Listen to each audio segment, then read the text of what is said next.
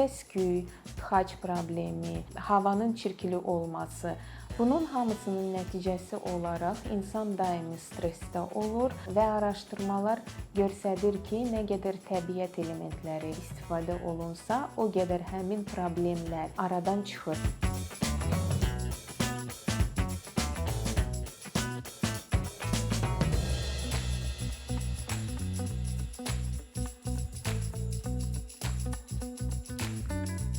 Gəlin iki insanı təsəvvür eləyək. Eyni şəhərdə iki insan yaşayır. Bir insan səhər durarkən, işinə gedərkən betonlu binalardan, səs-küylü küçələrdən, tıxacda duraraq işə çatır.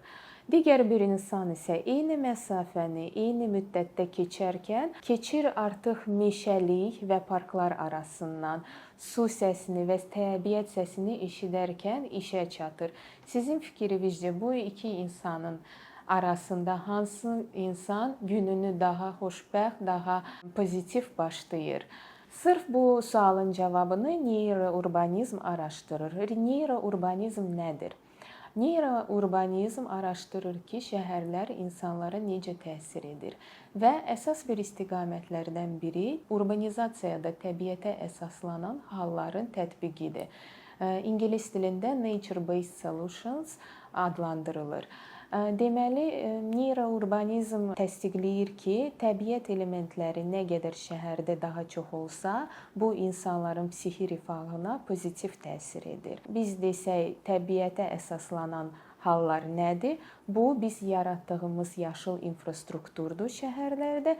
Neyrourbanizm isə həmin bu yaşıl infrastrukturun insanlara necə təsir olacağını araşdırır. Hər iki istiqamətin ortaq cəhəti odur ki, onlar insan yönümlü şəhərlərə fokuslaşıblar, insanların sağlamlığını və psixi rifahının yaxşılaşdırılmasını araşdırırlar. İnsanlar şəhərdə yaşayarkən müəyyən problemlərlə rastlaşırlar. Səs-küy, tıxac problemi, havanın çirkli olması. Bunun hamısının nəticəsi olaraq insan daimi stressdə olur, daimi təşviş hissində yaşayır və daha neqativ emosiyalar, daha neqativ düşüncələrə özünü aparır. Və araşdırmalar göstərir ki, nə qədər təbiət elementləri və təbiət şəhər salınmada istifadə olunsa, o qədər həmin problemlər və həmin nəticələr, insanın psixi rifahına mənfi təsir edən nəticələr necə aradan çıxırlar. 2010-cu ildə Hollandiyada meta-analiz keçirilir və meta-analizin əsasında göstərilir ki, şəhər sakinləri kənd sakinlərinə baxarkən 38% daha çox psixi problemləri yaşaya bilərlər. Bundan əlavə, məsələn, şəhər sakinlərinin şizofreniya riski 2 qat kənd sakinlərindən çox ola bilər.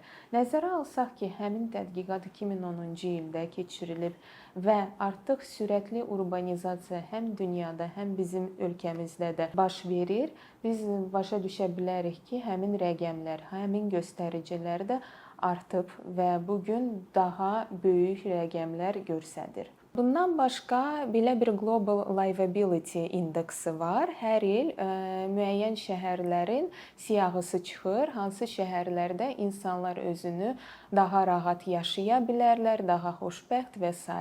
2025-ci il nəticəsinə əsasən top siyahıda olan şəhərlər Viyanadır, Kopenhagendir, Melbourne şəhəri, Cenevradır.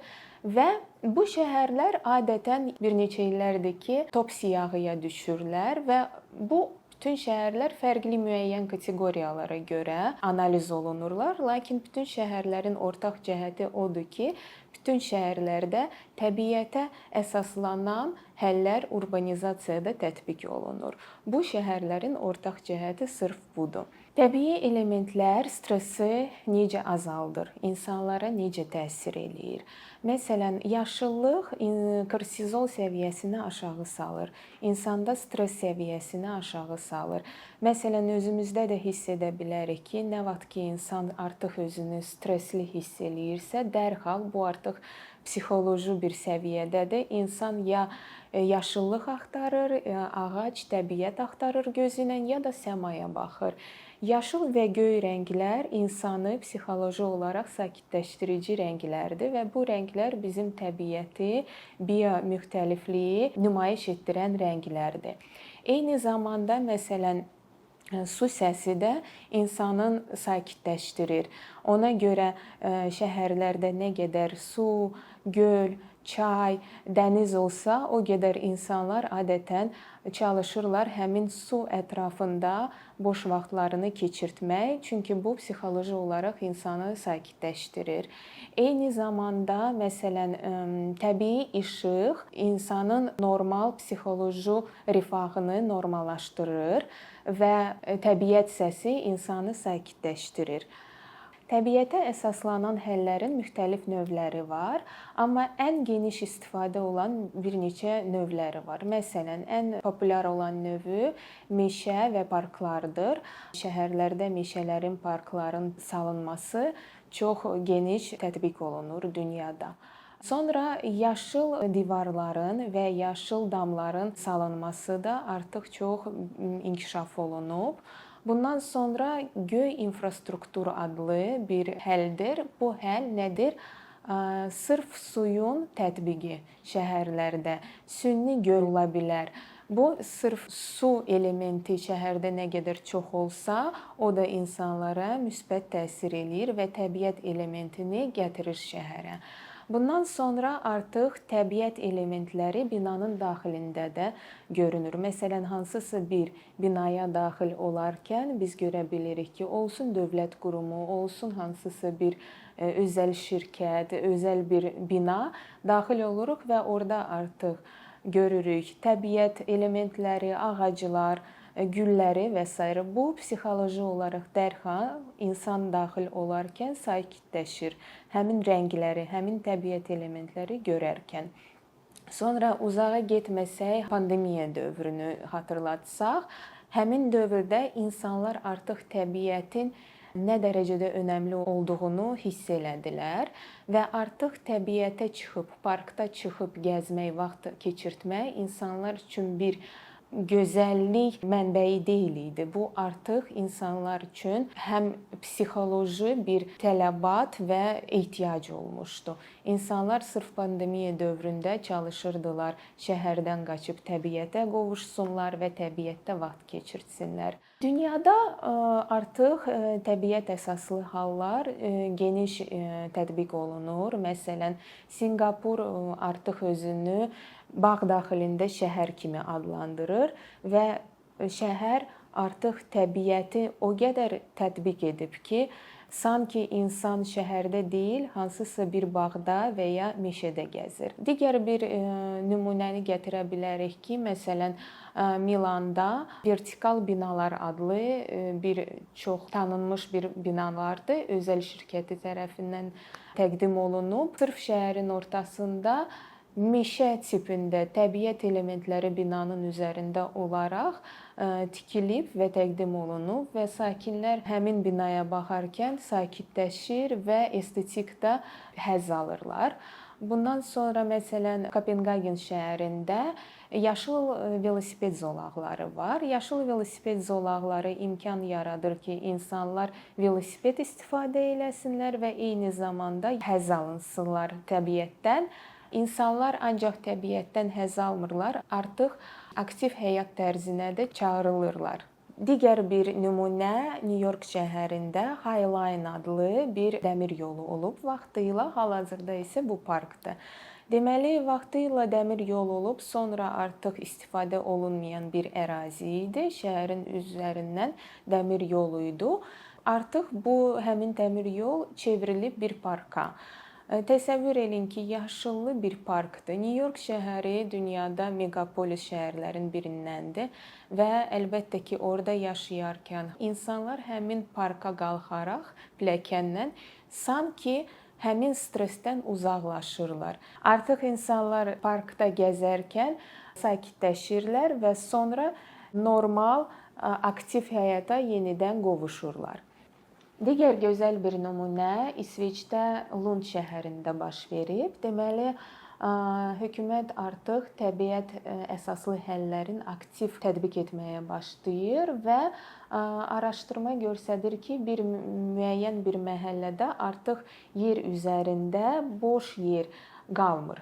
Və bir müəyyən müddət müzakirələrdən, araşdırmalardan sonra artıq qərara gəlirlər ki, yer üzərində sahə yoxdursa, biz bunu binanın üzərində edəcəyik. Təsəvvür eləyin ki, 20-30 mərtəbəli binanın sakinləri binanın damına qalxarkən orada vaxt keçirdə bilirlər və həmin ərazidə uşaq oyuncaq meydançaları var, balaca park var, təbiət aspektləri tətbiq olunmaqla park var, oturacaqlar var və burada həmin ərazi bütün yaş kateqoriyaları üçün əlçatandır.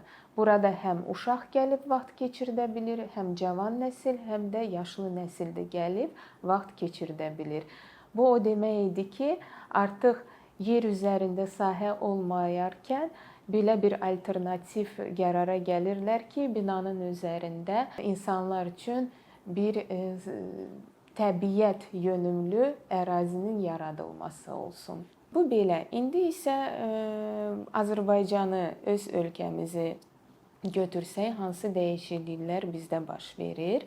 Son dövrlər böyük bir dəyişikliklərə görə bilirik. Məsələn, hər il yeni bir parklar tikilir və yeni parklar salınarkən artıq təbiət elementlərinə çox böyük bir önəm verilir. Məsələn, götürsək Botanika bağı restavrasiyası, sonra Mərkəzi parkın, o şəhərin mərkəzində böyük bir ərazini yaşıl yönümlü parka salınması artıq dövlət səviyyəsindəki prioritetlərdən birini göstərir. Və Mərkəzi park eyni ad daşıyır. Necə ki, Nyu-York şəhərində də bir Mərkəzi park var və həmin park şəhər sakinləri arasında şəhərin ağciyəri kimi adlandırılır. Çox ümid edirəm ki, bir müddət sonra Bakı şəhərin sakinləri də Mərkəzi parkı sırf belə adlandıra biləcəklər və bu gün də görə bilirik ki, insanlar, vətəndaşlar həmin parka və şəhərin qonaqları da həmin parka gedərkən dincəlirlər, vaxt keçirdirlər və özlərini daha xoşbəxt və rahat hiss edirlər. Park tendensiyaları dəyişir və park salınanda artıq təbiət elementləri, yaşıllıq elementləri daha prioritetləşdirilir. Tədqiqat göstərir ki, yaşıl yönümlü parklar və kontakt urbanizm balaca bir ərazidə yaşıllıq yaradarkən, balaca bir park yaradarkən bu parklar insanları cəlb edir, insanlar üçün əlçatan olur və məsələn, araşdırmalar göstərir ki, uşaqlar nə qədər çox yaşıllı ərazidə vaxt keçirdirlərsə, onların öyrənmə qabiliyyəti daha yaxşı olur. Eyni qaydada da yaşlı nəsil nə qədər çox yaşıllı ərazidə vaxt keçirdirsə, onlar daha sosiallaşırlar və daha aktiv həyat tərzini sürməyə davam edirlər. Bu çox önəmli və pozitiv bir tərəfidir urbanizasiyada, şəhər salmada.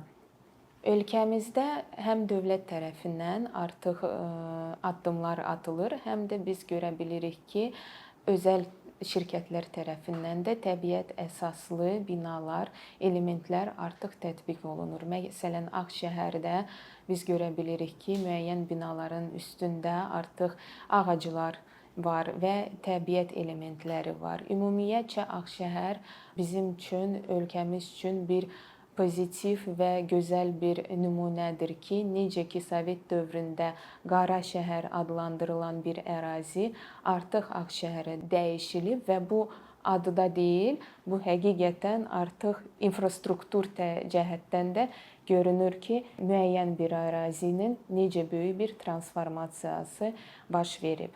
Bundan sonra Bayıl tərəfdə, şəhərimizin Bayıl tərəfində də görə bilərik ki, yeni tikilmiş otellərdən birində də artıq təbiət elementləri də var. Əlbəttə ki, görüləsi iş çoxdur, lakin biz inkişaf dövründəyik və artıq müsbət dəyişiklikləri görürük və qeyd etmək istəyərdim ki, keçən ay keçirilmiş Dünya Şəhərsalma Forumu da bunu göstərir ki, şəhərsalma çox vacib və önəmli bir istiqamətlərdən biridir və artıq forumun özündə də əsas müzakirələrdən biri də o idi ki, necə təbiəti gətirək şəhərlərə və necə insanları xoşbəxt və daha sağlam hiss etdirək. Və düşünürəm ki, artıq şəhərləri düşünərkən biz binaları, yolları düşünməməliyik. Biz artıq şəhərləri düşünərkən və şəhərləri salarkən düşünməliyik ki, həmin şəhərlərdə insanlar necə daha xoşbəxt, sağlam və psixi rifahları daha yüksək və yaxşı olmağını düşünməliyik.